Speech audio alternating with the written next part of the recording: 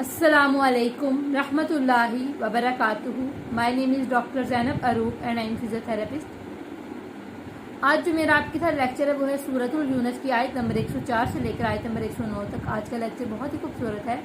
आज के लेक्चर में हम लोग सूरह यूनस का इख्तिताम करेंगे और आज के लेक्चर में हम लोग पढ़ेंगे कि हज़रत मोहम्मद सल्लल्लाहु अलैहि वसल्लम को अल्लाह ताला एक ख़ताब करेंगे। वो ख़ताब एक तरह का हज़रत मोहम्मद सल्लल्लाहु अलैहि वसल्लम के थ्रू एक उम्मत के साथ एक ख़ताब होगा और उनको अल्लाह की इबादत का हुक्म दिया जाएगा और ईमान का हुक्म दिया जाएगा, तकदीर पर ईमान का हुक्म दिया जाएगा।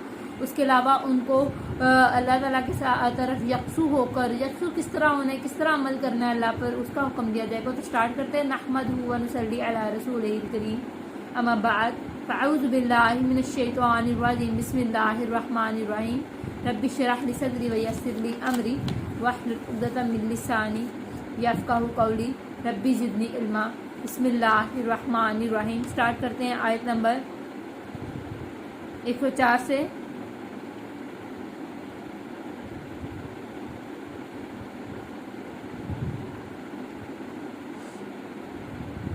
कुल कह दीजिए,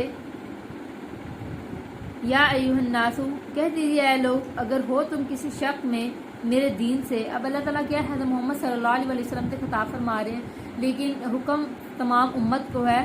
तो हज़रत मोहम्मद सल्लल्लाहु अलैहि वसल्लम से फरमाया जा रहा है कि आप लोगों से कह दीजिए कि ए लोगों, अगर हो तुम किसी शक में मेरे दीन के, पस नहीं मैं इबादत करता जिनकी तुम इबादत करते हो सिवाय अल्लाह के, और लेकिन मैं इबादत करता हूँ अल्लाह की, और वो जो फोत करता है तुम्हें, और हुक्म दिया गया हूँ कि मैं हो जाऊँ ईमान लाने वालों में से। तो हज़रत मोहम्मद सल्लल्लाहु अलैहि वसल्लम अब कंक्लूजन में इनसे खिताब कर रहे हैं कि मेरा काम था तुम तक पैगाम पहुंचाना। अब मैंने तुम तक पूरा अपना पैगाम पहुंचा दिया। अब मैं तुम्हें साफ बता रहा हूँ। अल्लाह ताला ने इस सूरत में इंसान के हर शक को दूर किया। कुरान पर अगर इंसान को शक हो तो अल्लाह ने उस पर दूर किया कि कुरान एक अल्लाह की दी हुई किताब है, उसके बारे में दलाइल दी। अल्लाह ताला ने हर बात के बारे में दलीलें दी और इंसान को एक वाज़िया, एक समझदार इंसान जो कि कुरान पाक को, इस्लाम को समझना चाहे, जिसके दिल में हदायत हो, जिसके दिल में हदायत की चाह हो, वो इन दलीलों से वाज़िया तौर पे क्लियर हो सकता है कि अल्लाह ताला का दीन ही हक पर है। तो हज़रत मोहम्मद सल्लल्लाहु अलैहि वसल्लम अब फरमा रहे हैं कि तुम्हारे हर शक दूर करने के बाद अब मैं इबादत अल्लाह की करता हूँ और मैं तुम्हारे शरीकों की इबादत नहीं करता जिन शरीकों की तुम इबादत करते हो। और तुम वो शरीक तो ऐसे हैं कि जो तुम्हें फौत भी नहीं कर सकते, बल्कि वो तो ऐसे हैं कि जो उनका अपना मरना जीना, अगर कोई जैसे कि फ़िरौन को इन्होंने अपना खुदा बना रखा था, तो फ़िरौन का अपना जीना मरना अल्लाह के हाथ में था। वो तो आखिर में खुद ईमान लेके आ रहा था। तो अगर ये अपने शरीकों को ईमान लाते हैं तो एक दफ़ा उनसे पूछ लें कि क्या वो खुद मर सकते हैं या खुद ज़िंदा हो सकते हैं, या खुद मर के ज़िंदा होकर के दिखा सकते हैं। ये सब अल्लाह के हाथ में।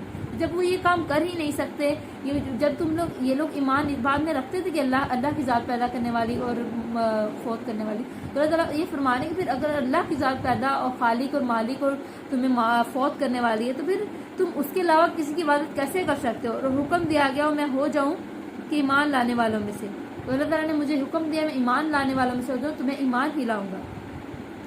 और आगे आयत नंबर 105 में है और ये कि कायम रखिए चेहरा अपना दीन की तरफ यकसू होकर, और हरगिज़ ना आप हो मुशरिकों में से। अब दीन की तरफ चेहरा रखना यकसू होकर, इसका क्या मतलब है? इसका मतलब है कि दीन पर आप फोकस्ड हो जाओ, दीन की एक तरफ फर्माबरदार हो जाओ। आपको प्रॉपर दीन पे, आपके ये नहीं कि लाइफ में एक चीज़ पे तो आप दीन को फॉलो कर रहे हो, दूसरे पॉइंट में दीन को नहीं फॉलो कर रहे। मैं वाहियात चीज़ें नहीं देखता क्योंकि वो दीन में जायज़ नहीं है, लेकिन मैं गाने सुन लेता हूँ। तो देखिए दीन में तो गाने सुनना भी नहीं ना जायज़ था। तो जो चीज़ें आपने अपनी मर्ज़ी से सेटल डाउन नहीं करनी कि ये चीज़ें मैं कर लेता हूँ, ये नहीं करता, बल्कि आपने ये देखना है कि अल्लाह को क्या चीज़ पसंद है। आपने अल्लाह के फर्मा बरदार बनना है, यकसू हो जाना है, अल्लाह के ऊपर फोकस रहना है। हर पॉइंट में फिर अल्लाह की इबादत करनी है और अल्लाह को फॉलो करना है, अल्लाह की मर्ज़ी के मुताबिक अपनी ज़िंदगी गुजारनी है। और गैर अल्लाह हमेशा कोशिश करनी कि हम हमारे किसी काम से हम गैर अल्लाह को शरीक तो नहीं ठहरा रहे। हम यहाँ कह रहे हैं हम ये नहीं करेंगे, लेकिन हम हिंदुओं की मूवीज़ देख रहे हैं और उनके वो اپنے جس طرح اپنے شریکوں کو بلا رہے ہیں، ہم وہ سنتے ہیں، وہ گانے سنتے ہیں، وہ گانے ہمارے منہ میں ہیں جن میں ان کے شریکوں کے نام ہیں اور شریکوں کے بارے میں بڑی بری بری باتیں جو شرک جن باتوں میں ہو رہا ہوتا ہے، اور ہم کھلے عام پڑھ بھی رہے ہوتے ہیں، گا بھی رہے ہوتے ہیں، سن بھی رہے ہوتے ہیں. تو ان سب چیزوں میں اللہ تعالیٰ کہہ رہے ہیں کہ تم لوگ عقل سے کام لو، یکسو ہو، دین پہ اگر رہنا ہے تو پوری طرح عمل کرو. اور صرف دین پہ یکسو ہونے کا یہ کام نہیں کہ انفرادی طور پہ یکسو، بلکہ اجتماعی طور پہ بھی. اگر تم دین مسجد میں فالو کرتے ہو، اپنی زندگی میں فالو کرتے ہو، تو پھر اپنی عدالت میں بھی دین کو لے کر آؤ، اپنے قوانین میں بھی دین کو لے کر آؤ، اللہ کے نظام کو اپنی ہر جگہ پہ بناؤ. اور نہ آپ پکارے سوائے اللہ کے اسے جو نہ فائدہ دے گا تمہیں اور نہ نقصان دے گا. تم ایسے مشرکوں کو نہ بلاؤ، نہ پکارو، نہ ان کو عبادت کرو، وہ تمہیں نہ فائدہ دیں گے نہ نقصان. کیونکہ وہ اگر تم بتوں کی بات کرتے ہو، بت تو تم نے خود ہاتھ سے بنائے، وہ تو تمہیں نہ فائدہ دیں گے نہ نقصان دیں گے. کل وہی بت کوئی انسان توڑ کے چلے جائے، کوئی تم بتا سکتے ہو کہ وہ بت اٹھ کے بتائیں گے کہ مجھے اس نے توڑا ہے؟ وہ تو ایک پتھر کی بنی چیز ہے، وہ کچھ بھی نہیں بول سکتے. پھر اگر کیا ہم نے آپ سے ایسا تو بے شک آپ اس وقت ظالموں میں سے ہوں گے. کہ اگر آپ نے اس کے باوجود ان کو شریکوں کو ٹھہرایا تو پھر آپ خود کے اوپر خود ظلم کر رہے ہیں اور خود ظالم ہیں، خود پہ ظلم کرنے والے ہیں. آگے ہے اگر پہنچائے آپ کو اللہ کوئی تکلیف تو نہیں کوئی ہٹانے والا. اب آیت نمبر 107 میں اللہ تعالیٰ آپ کو تقدیر پر ایمان کہہ رہا ہے کہ اگر آپ لوگ ایمان میں یکسو ہوتے ہو، ایمان پر ہوتے ہو، تو پھر آپ کو صرف یکسو نہیں ہونا ایمان پہ، عبادت نہیں کرنی صرف، بلکہ آپ کو ایمان میں یہ چیز بھی دیکھنی کہ صرف یکسو نہ ہونے کے باوجود ہمیں ایمان کے اندر ایک چیز اور دیکھنی ہے. وہ کیا ہے کہ ہمیں ایمان کو ایک طریقے سے فالو کرنا ہے. وہ کیا طریقہ ہے کہ ہمیں ایمان کو اندر تقدیر کو بھی مان، لائف میں کچھ برا ہوتا ہے یہ نہیں کہنا کہ اس کی وجہ سے ہو گیا، اس کی وجہ سے، بلکہ جانا یہ اللہ کی طرف سے یہ مشکل لکھی تھی میری زندگی میں، کوئی بات نہیں، اگر یہ تکلیف کیا پتہ میری زندگی میں کچھ اچھا لے کر آئے. اگر پہنچے آپ پر آپ کو اللہ کی کوئی تکلیف تو نہیں کوئی ہٹانے والا اسے مگر وہی ہے، اور اگر وہ ارادہ کر دے آپ کے ساتھ کسی بلائی کا تو نہیں کوئی پھیرنے والا اس کے فضل کو. وہ پہنچاتا ہے اسے جسے وہ چاہتا ہے اپنے بندوں میں سے، اور وہ بہت بخشنے والا، نہایت رحم فرمانے والا ہے. تو اللہ کی ذات ہی ہے جو آپ پہ رحمت کرنے والی ہے. اللہ تعالیٰ اگر تمہیں چاہے بلائی دینے تو تقدیر میں اگر لکھا ہے بلائی تو چاہے دنیا کی پوری طاقت مل جائے، پوری قوت لگا دے، ایک ایک انسان، میں کہتی ہوں آپ اکیلے رہ جائے پوری دنیا آپ کے خلاف ہو جائے، لیکن جب اللہ نے آپ کی زندگی میں وہ اچھائی لکھی ہے تو وہ آپ کو مل کے رہے گی. بس اللہ تعالیٰ سے ہمیشہ مانگے اللہ کی ذات کے، اور تقدیر کو اور کچھ نہیں بدل سکتی سوائے دعا کی. تو دعائیں تقدیریں بھی بدل دیتی ہیں. تو کہہ دیجئے اے لوگوں جو تحقیق ہے آ چکا تمہارے پاس حق تمہاری رب کی طرف سے، تو جس نے ہدایت پائی تو بے شک وہ ہدایت پائے گا اپنے نفس کے لیے، اور وہ جو گمراہ ہو گیا تو بے شک وہ گمراہ ہو گیا اپنے نفس کے لیے. نہیں میں تم پر کوئی ذمہ دار.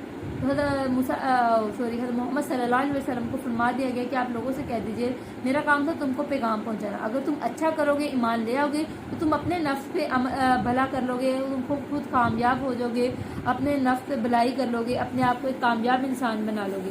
لیکن اگر تم نہیں ایمان لے کر آتے، اور اگر تم نہیں باز آتے، اور اگر تم نہیں خود کو سنوارتے، اور اگر تم نہیں سدھرتے اور خود کو برائی میں پڑے رہنے دیتے ہو، تو اس میں نقصان بھی پھر تمہارا ہے.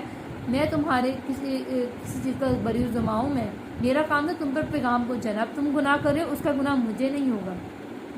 اور پیروی کیجیے اس کی جو وحی کی گئی طرف آپ کے، تو آپ صلی اللہ علیہ وسلم سے فرمایا جا رہا ہے کہ آپ کی طرف جو پیروی کی گئی ہے، آپ اس کی وحی کی گئی ہے، آپ اس کی پر پیروی کریں اور صبر کیجیے جہاں تک کہ فیصلہ کر دے اللہ، وہ جو بہتر ہے سب فیصلہ کرنے والوں سے.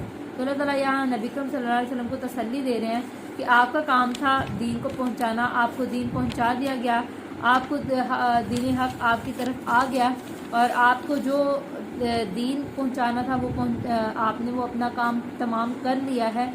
اب کیا ہے، اب آپ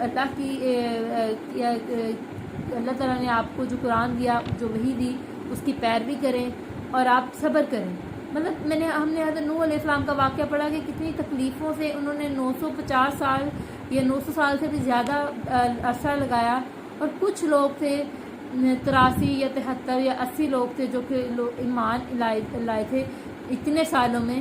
تو یہ بہت ہی مشکل ہے تبلیغ کا کام. اور پھر اس میں نبی اکرم صلی اللہ علیہ وسلم کو بار بار تسلی دی جا رہی ہے کہ آپ پریشان نہ ہوں, اللہ کی طرف سے ہی ہر مشکل آتی ہے, اور اگر کوئی مشکل آئی ہے تو آپ پریشان نہ ہوں, آپ صبر سے کام لیجئے.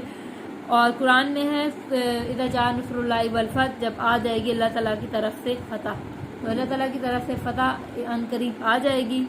اور یہاں پہ اللہ تعالیٰ کچھ باتوں کا ذکر کریں کہ ہمیشہ اللہ تعالیٰ, اللہ کی نشانیوں کا ذکر, اللہ کی رضا اور اللہ تعالیٰ کی پلاننگ اور قوموں کا ذکر ہم نے یہاں پہ پڑھا, اور ان قوموں کے رویوں کے بارے میں ہم نے اس آیت میں پڑھا.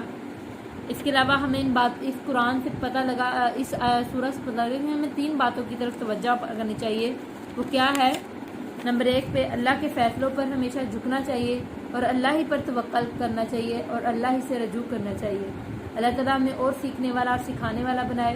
اور ہمیں چاہیے کہ ہم ایک لفظ بھی سیکھتے ہیں, بھی ہم پر ذمہ داری ہے کہ ہم اگلے کو سکھائیں, دوسروں تک دین کو پہنچائیں, کیونکہ دین پھیلانے کی چیز ہے, اس کو پھیلانا چاہیے تاکہ ہمارا دین اسلام ایک خوبصورت دین ہے, ایک محبت کا دین ہے, یہ ہمیشہ